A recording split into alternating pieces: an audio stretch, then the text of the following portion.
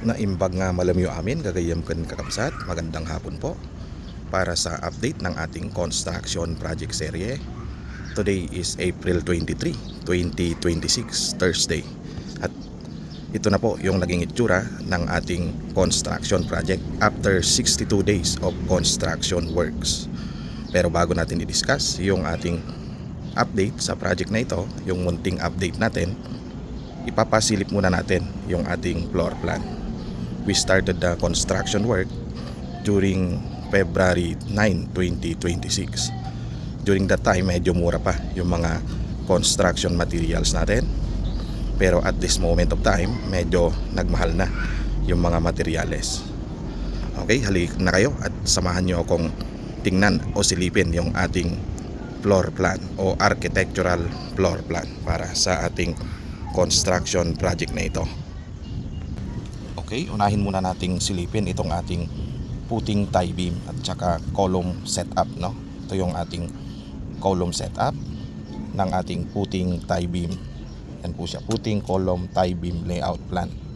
Ito po siya, originally we have 24 columns.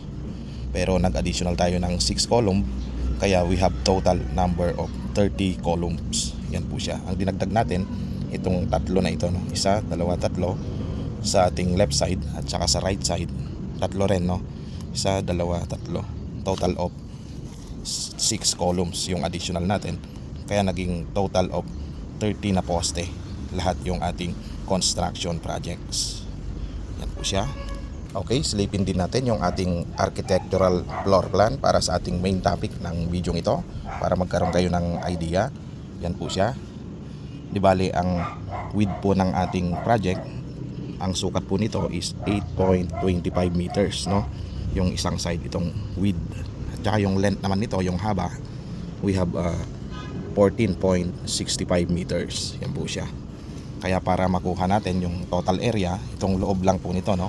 Kasi yung labas niya is mas mahaba. Di na natin sinaba yung pinakalabas nito. Yung loob lang, ang length nito is 14.65 meters at ang width nito is 8.25 meters. Para makuha natin yung luwag nito kung ilang square meter, no? Ita-times lang natin siya. 8.25 meters by 14.65 meters. Yan po siya. Para makuha natin yung square meter, length times width. Nung minultiply natin siya, ito po siya. Ang total area natin is 120.86 square meter or equivalent to 121 square meter. Yung pinaka lot area ng ating construction project. Yan po siya. Okay, discuss natin yung mga nito, area nito sa loob. Ito meron tayong dalawang front door, no? Itong front main door natin. Isa dito sa dining area at isa dito sa living area. At sa likod, meron din tayong main door doon na isa, no? Dito siya lumabas sa ating study room. Di bali, ang pinaka area nito o component sa loob, yung pinaka division niya, no?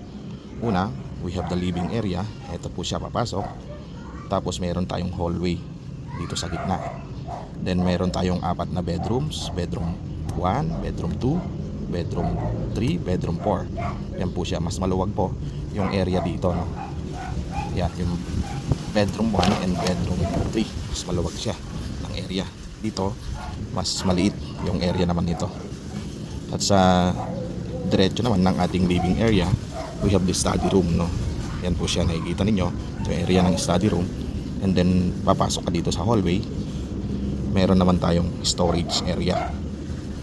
At sa kabilang side nito, we have the laundry room. Yan po siya. At saka ang kaduktong nito, yung dalawang toilet and bowl natin. Yan. Toilet and bath. Yan po siya. Medyo pahaba yung design ng ating toilet and bath.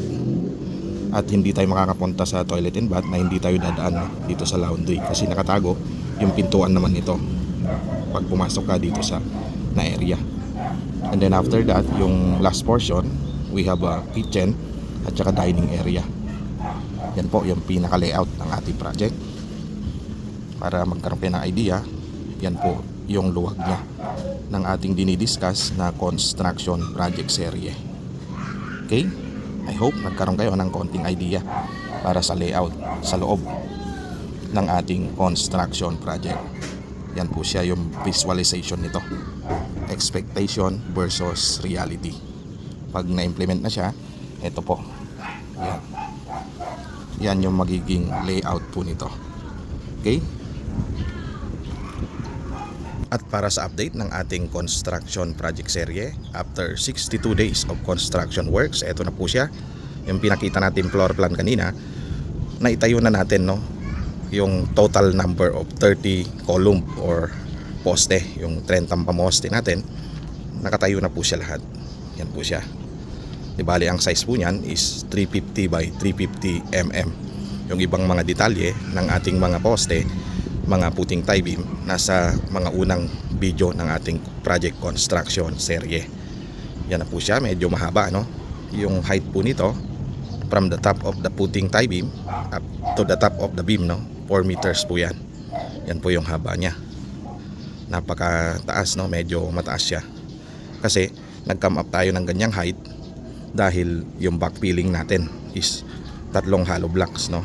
O concrete hollow blocks, 3 patong siya yung backfilling natin sa loob. Yun yung mga panambak, no?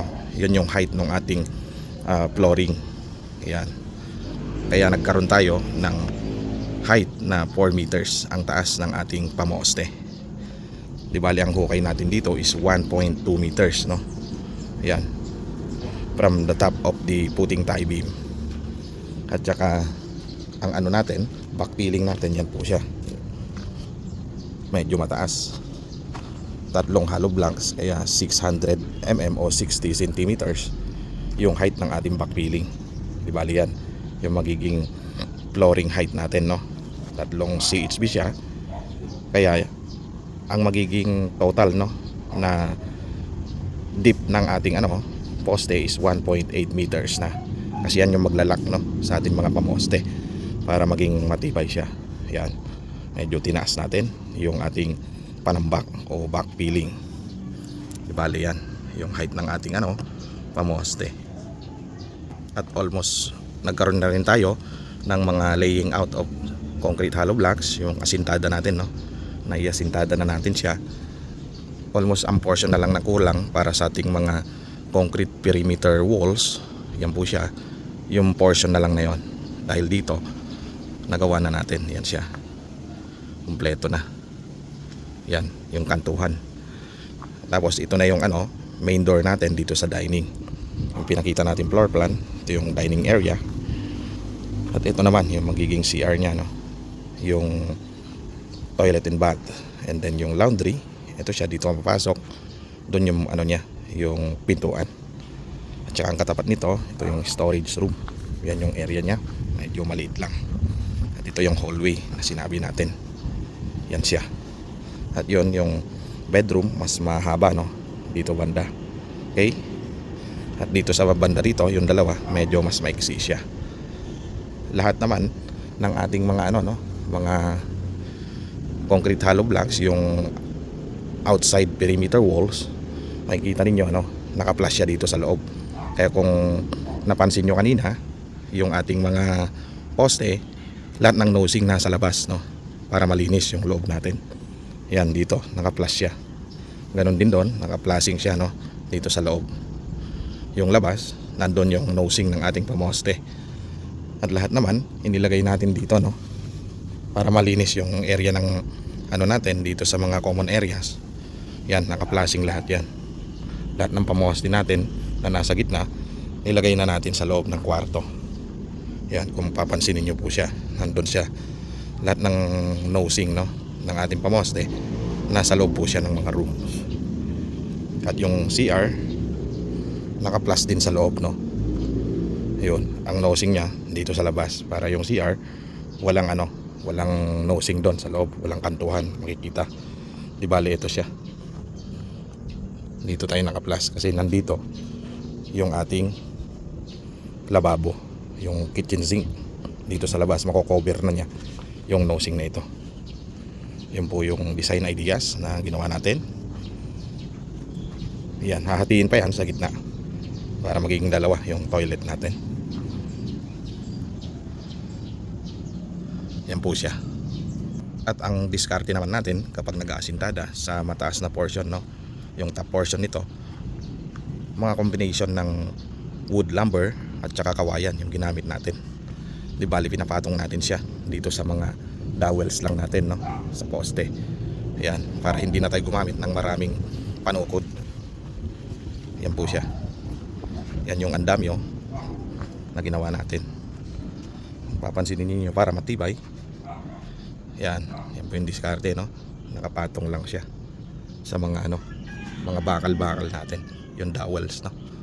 Ganun din sa kabila. Yun. Para maabot natin yung pinaka top ng ating mga asintada. Gumawa rin tayo nung nagbubuhos ng mga pamoste. Ito kahoy na lang pinagawa nating mga scaffolding. Yan po siya. Yan yung project natin para sa inyong visualization at konting ideas, no. Yun po siya doon. Nakapatong lang. Combination ng kawayan kung ano yung magagamit natin, no. Yan. Maraming mga kawayan at saka yung mga pinamorma natin dati, nuulit natin siya. Kasi yung pamorma natin puro diretso yung ginawa nating kahoy doon. Yun po siya. Para magamit natin ulit sa ibang mga mga pagpopormahan pa natin o paggagawing mga patungan bilang andamyo o mga braces sa ating project. Dahil medyo marami pa yung gagawin natin layout after nating maiasintada lahat ng mga concrete hollow blocks walls natin. Bubuin na natin, no, yung ating roof beam o yung ating beam dito sa taas. Yan po siya. Para may patungan yung ating mga rebars na bubuin. Yan. Para sa ating rebars ng ating beams dito. Di bali papatong na lang siya sa mga concrete hollow blocks para hindi siya mabigatan at makatipid tayo ng mga panukod. Hindi na siya magkakaroon ng mga runners, no, o panukod. Yun po yung diskarte natin pag mag-layout na tayo ng mga beams natin dito sa taas, kasi medyo mahirap buuin dahil nasa taas na po tayo. 4 meters po ang height nito. At yung ginamit pala nating mga pang-backfilling dito, yung pinahukay natin na septic tank, no, dito sa likod. Dito yung ating septic tank naman. Silipin natin siya. Bale, ito siya. Yan po yung septic tank, no. Bali, nakubera na natin siya. Meron na siyang mga rebars. Yan. Magkakaroon siya ng tatlong division po yan. Magkakaroon po ng yan, ng tatlong manhole na 600 by 600. Malalim po yan, which is 2 meters, no, yung lalim niya. Bali 1.8 from the ground, no. Itinaas natin ng 2 CHP o 1.5. Yan po siya. Para pag backfilling dito, nagtambak o nag-flooring, hindi abutin o hindi siya lulubog. Yan, bubuhusan yan bukas. Okay? At yan lang muna yung update ng ating construction project after 62 days of construction works ngayong April 23, 2026. Hanggang sa muli.